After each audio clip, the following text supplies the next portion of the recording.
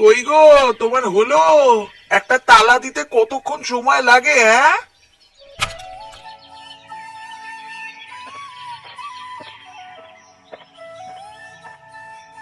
এই তো আমার হয়ে গেছে। এবার চলো, হাঁটতে হবে। আমাদের গ্রাম থেকে শহর প্রায় অনেক দূর।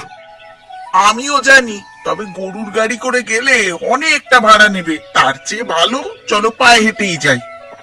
ঠিকই বলেছো গিন্নি, এমনিতে তো ব্যবসা ভালো চলে না, এর উপর আবার বেশি খরচ করলে হয়েই গেল। ওই জন্যই তো তোমায় বললাম, তোমার মামা চিঠি পাঠিয়েছিল একটা নতুন রেসিপি, তেলে ভাজা করার পদ্ধতি শেখাবে বলে। সেটা ভালো করে দেখে নেব। হ্যাঁ গো গিন্নি, সে তো দেখে নেবই। শহরের বুকে বড় দোকান চালায় আমার মামা, সে তো আর আমাকে ভুল কিছু বলবে না। হ্যাঁ, শহরে ব্যবসা করা মুখের কথা নয়, অনেক বুদ্ধি চাই। শুধু বুদ্ধি নয়, টাকার জোরও চাই। শহরে টিকতে গেলে বুদ্ধি এবং টাকা দুই থাকা প্রয়োজন। হ্যাঁ, যেই দুটো তোমার কাছে নেই, ওই জন্যই তো তোমার দ্বারা ব্যবসা হয় না। শুরু হয়ে গেল মজা করা। এখন পা চালিয়ে চলো, পৌঁছাতে পৌঁছাতে এমনি বিকেল হয়ে যাবে। উফ, যাচ্ছে তো নাকি? এত তাড়াতাড়ি আমি হাঁটতে পারবো না। যেমন যাচ্ছি ভালো যাচ্ছি।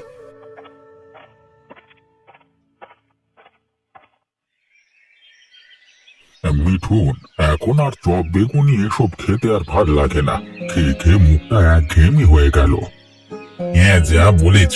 চপ আর বেগুনিগুলো আগে খেতে বেশ ভালো লাগতো, এখন অন্য কিছু পেলে ভালো হয়।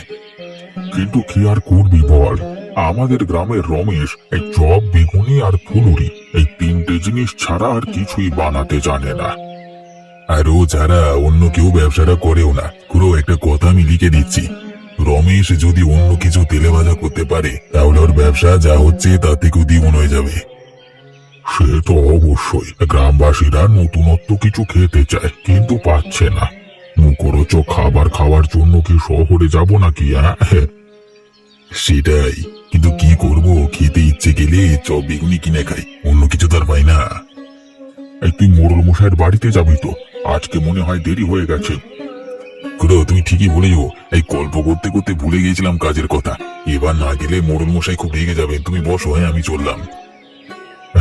আমি একা একা বসে কি করব, বাড়ির দিকে যাই। এক হাতে যেমন তালি বাজে না, তেমন একা একা বসে থাকা যায় না।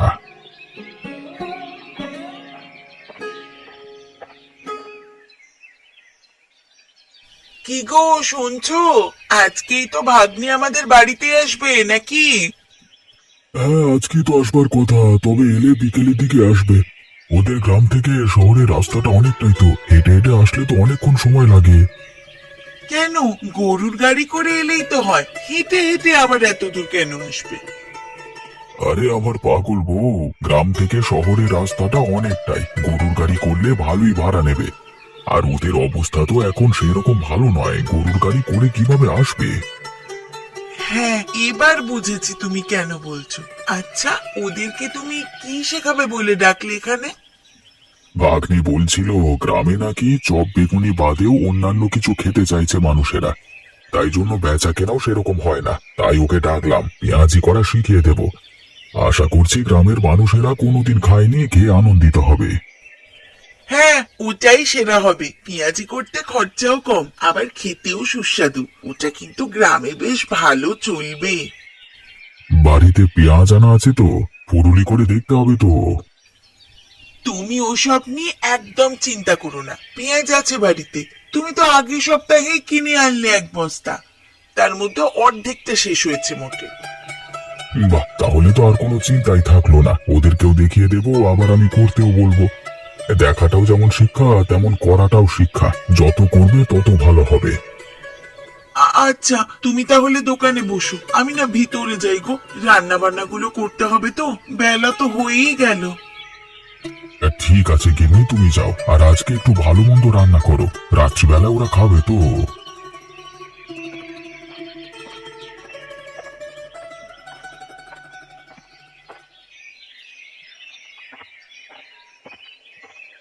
মোড়ল মশাই, আমি ভেতরে আসতে পারি? আর এসে কি করবে? তোমার তো বাড়ি যাবার সময় হয়ে গেল, সে সময় আজকে এলে? কি করছিলে এতক্ষণ? মোড়ল মশাই, আমি আপনাকে মিথ্যে কথা বলবো না। আমি মাথায় বসে খুড়োর সাথে আড্ডা দিচ্ছিলাম। এই সময়ের খেয়াল ছিল না, তাই দেরি হয়ে গেছে। এসো এসো, ভেতরে এসো। আলমারি থেকে খাতাটা বের করে নিয়ে এসো।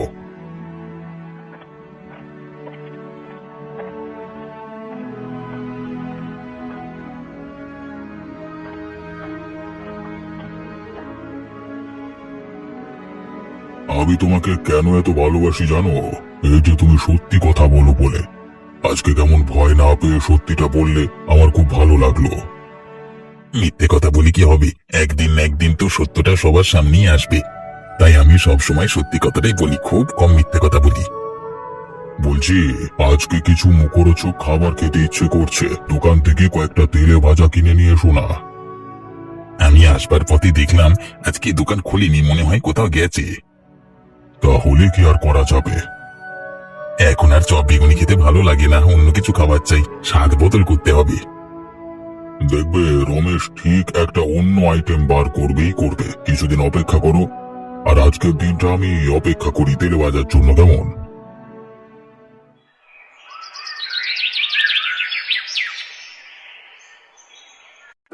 মামা, মামা দরজা খোলো, তোমার ভাগ্নে এসে গেছে।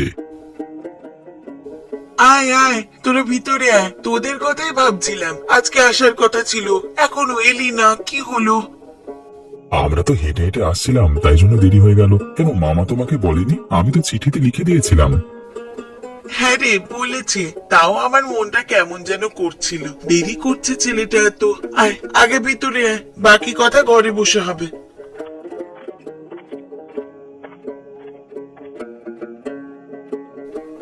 মামা বাবু ভালো আছেন? মামিমা ভালো আছেন? আমরা সকলে ভালো আছি মা, তোমরা বসো। আমি একটু বাইরে যাব, এখন আমার আড্ডা দেওয়ার সময় আর কি। মামা, তোমার সাথে কিছু কথা আছে। আরে এই তো বাড়িতে এলি, একটু বস, বিশ্রাম কর। আমি সন্ধ্যায় ফিরবো, এসে সমস্ত কথা হবে। এখন একটু আড্ডা দিতে যেতে হবে আমাকে। আমার টাইম টু টাইম কাজ হয়, বুঝলি তো?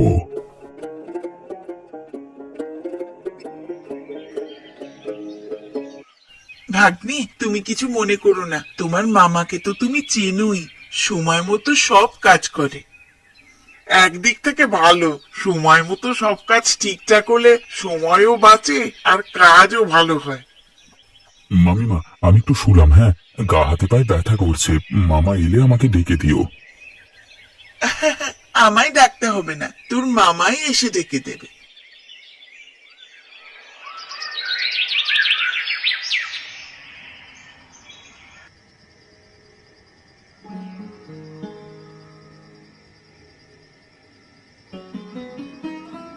ব্যাস, আজকের মতো কাজ এখানেই শেষ হয়ে গেল। যাই, এবার বাড়ি যাই। আজকে তো অনেক অতিরিক্ত কাজ করতে হলো।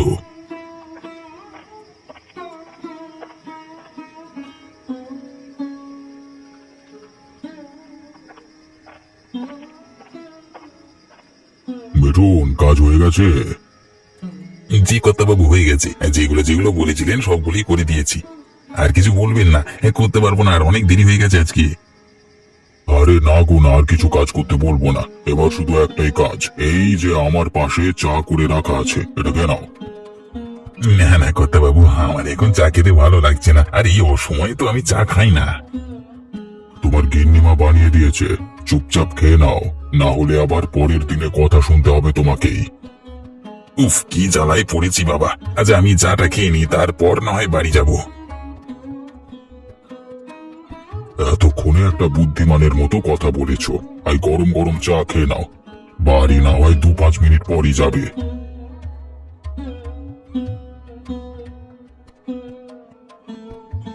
উফ, কি গরম রে বাবা, জিভটা মনে হয় পুড়িয়ে গেল। উফ বাবা, আমি তোমাকে বলেছিলাম ধীরে সুস্থে চাটা খাও, অত তাড়াহুড়ো কিসের জানি না বাবা।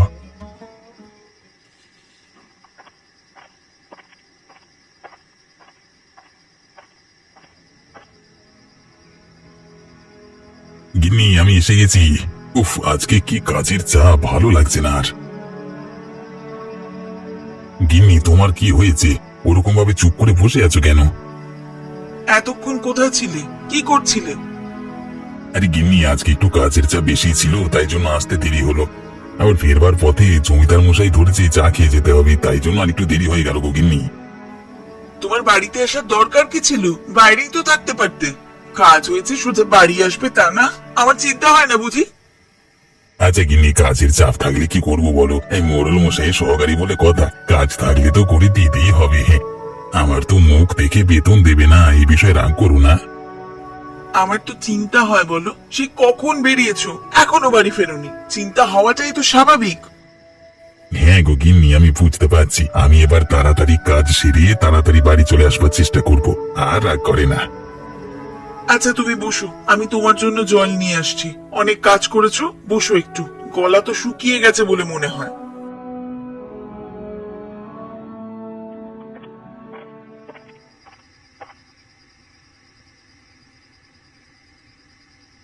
ভাগ্নে, ভালোভাবে দেখে নাও। পেঁয়াজগুলোকে সরু সরু করে ভালোভাবে কেটে নিতে হবে। তারপর মশলা দিয়ে ভালোভাবে বেসন মেখে নিতে হবে। হ্যাঁ মামিমা, আমি বুঝতে পেরে গেছি। এবার কি পেঁয়াজগুলো বেসনে ডুবিয়ে তেলে ছেড়ে দিলেই হবে? না না, এই পেঁয়াজগুলোকে হালকা করে ভেজে নিয়ে তারপর আলুর সাথে হালকা করে মেখে বেসনে ডুবিয়ে ছাড়তে হবে। তোমার মামা আসুক, দেখিয়ে দেবে।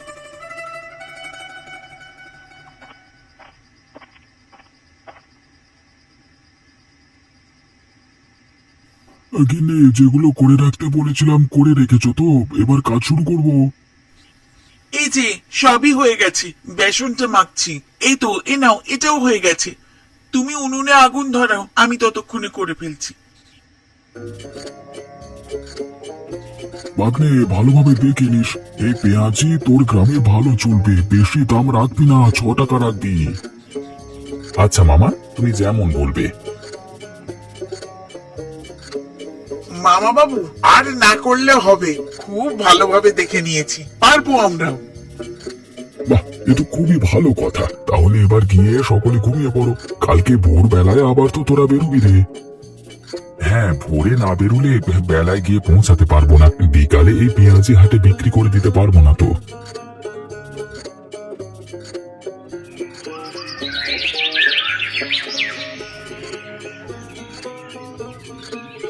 আবার সময় করে আসিস একদিন। হ্যাঁ, তোকে তো থাকতে বললাম, থাকলি না, কি আর বলবো।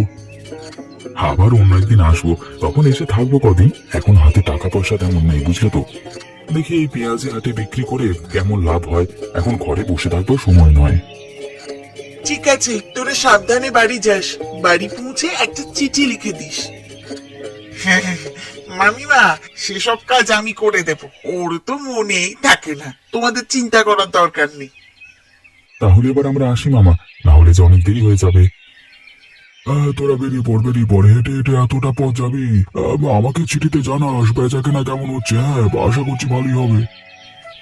এটা যদি আমি 10 টাকা দিয়ে বিক্রি করি, তাহলেও গ্রামবাসীরা কিনবে। যা দেখলাম খুব সুস্বাদু খেতে। হঠাৎ এই বিক্রি করলে প্রচুর বেচা কেনা হবে।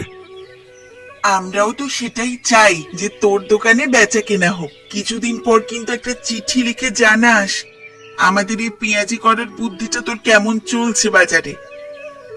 অবশ্যই পাঠিয়ে দেব। তবে এখন আমরা আসছি।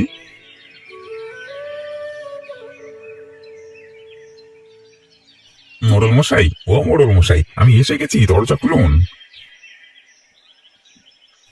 কি হয়েছে গো মিঠুন? আজকে এত তাড়াতাড়ি চলে এসেছো? এমনিতে তো কাজের সময় দেখা পাওয়া যায় না। না মশাই, এবার থেকে আমি এরকম সময় চলে আসবো আর কি। বাড়ি যেতে বেশি দেরি করলে হবে না, আমার গিন্নির আদেশ। বাবা, তুমি দেখছি তোমার বউয়ের সব কথা শোনো।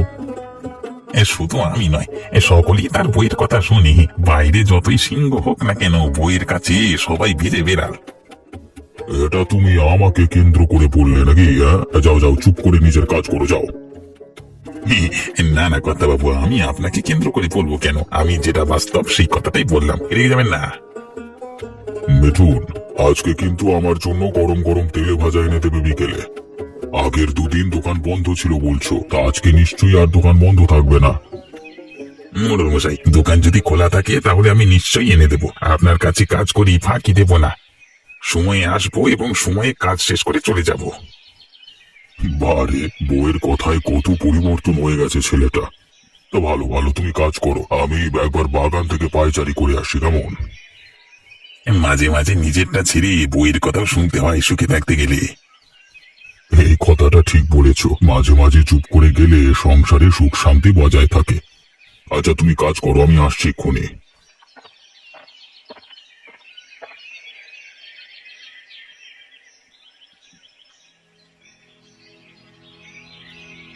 এই যে বেসন আর পেঁয়াজ সব হাতের কাছে তৈরি করে দিয়েছি, নাও এবার ভাজতে শুরু করো। হ্যাঁ আমি ভাজতে শুরু করছি। তোমার তো কাজ শেষ, তুমি দোকানের ভেতরে গিয়ে একটু বসো। আজকে সারাদিন অনেক খাটাখাটনি হচ্ছে।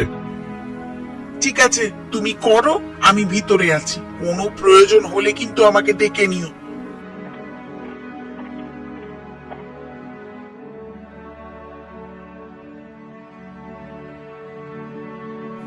বাপরে বাপ, কি সুগন্ধই না উঠেছে পেঁয়াজির। আশা করছি গ্রামবাসীদের ভালোই লাগবে।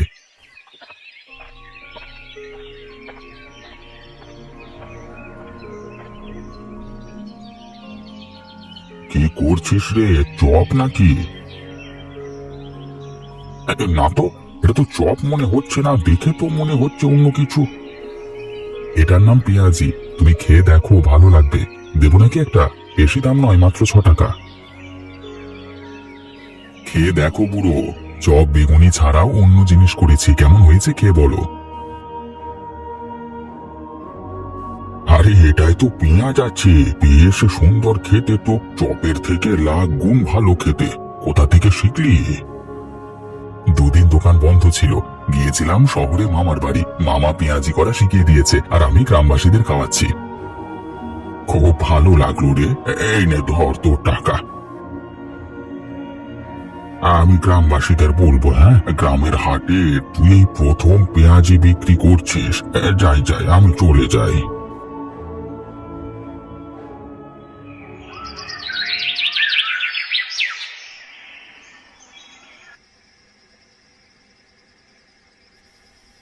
মিঠুন, অনেকদিন থেকেই তেলে ভাজা খাবার খুব ইচ্ছে করছে। চলো চলো, আজকে দুজন মিলে গিয়ে খেয়ে আসি। না বাবু, আমি আজকে যাব না, গেলে আবার বাড়িতে গিয়ে রাগ করবে। আরে বুঝতে পেরেছি, তুমি চলো না, যা খরচ হবে আমি করব, যেটা ইচ্ছে সেটা খেও। এবার তো যাবে নাকি? হ্যাঁ বাবু, চলুন চলুন, দুজন মিলে জমিয়ে তেল ভাজা খেয়ে আসবো। তবে চপ বেগুনি আর ভালো লাগে না, আপনি বলছেন যখন যাই।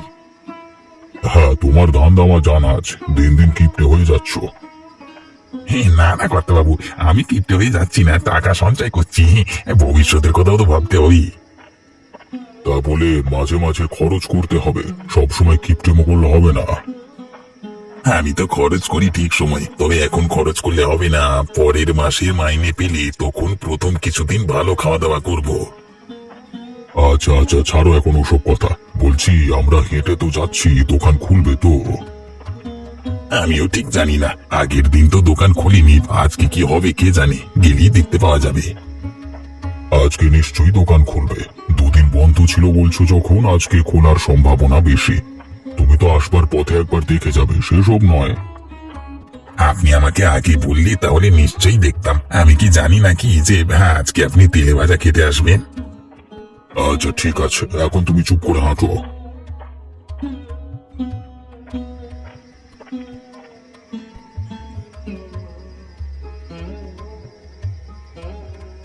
সকলে পাবেন, তাড়াহুড়া এত করবেন না। আর একটু ধৈর্য ধরে দাঁড়ান। কাকু, আমি আগে এসেছি, আমাকে দেবে আগে 10টা পেঁয়াজি। এই থাম তুই, আগে আমি এসেছি। দাদা আমাকে 20টা দিয়ে দেবে তা।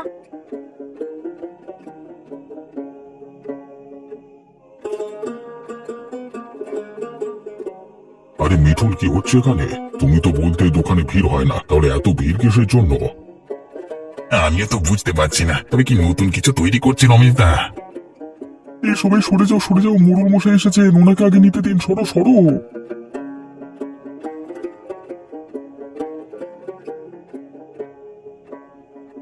এই রমেশ দা, কি হচ্ছে, এত ভিড় কিসের জন্য? আমার দোকানে নতুন চপ পেঁয়াজি আজকে থেকে শুরু করেছি, খেতে ভালোই হয়েছে সবাই বলছে, তাই এত ভিড়। দাঁড়ান দাঁড়ান, আপনাদের দিচ্ছি আগে। গিন্নি, মোড়ল মশাইকে দাও।